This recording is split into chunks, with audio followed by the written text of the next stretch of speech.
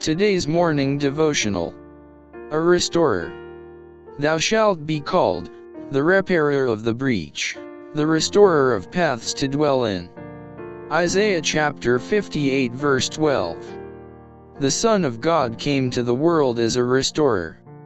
He was the way, the truth, and the life. Every word he uttered was spirit and life.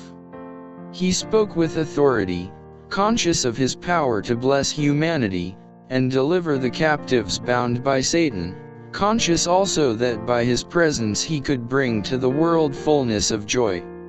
He longed to help every oppressed and suffering member of the human family, and show that it was his prerogative to bless, not to condemn. It was no robbery for Christ to do the works of God, for this was the purpose he came from heaven to fulfill, and for this the treasures of eternity were at his command. In the disposal of his gifts he was to know no control.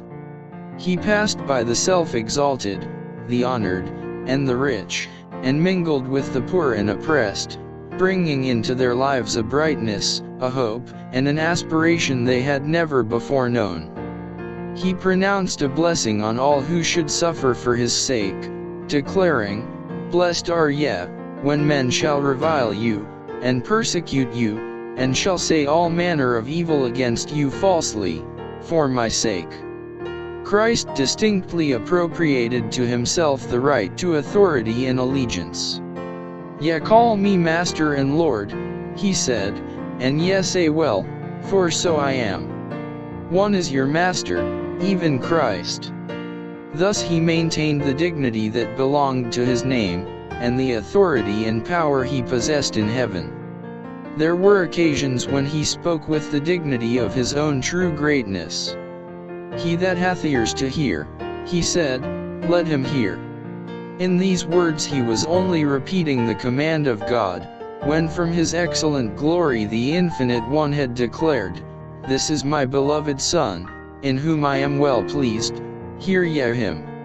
Standing amid the frowning Pharisees, who sought to make their own importance felt, Christ did not hesitate to compare himself with the most distinguished representative men who had walked the earth, and to claim preeminence above them all. Jonah was one of these men, held in high estimation by the Jewish nation.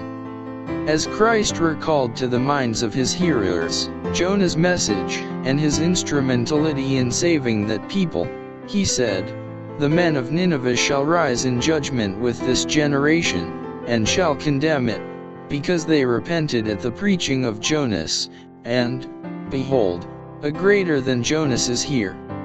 Christ knew that the Israelites regarded Solomon as the greatest king that ever wielded a scepter over an earthly kingdom. Yet Christ declared, "Behold, a greater than Solomon is here."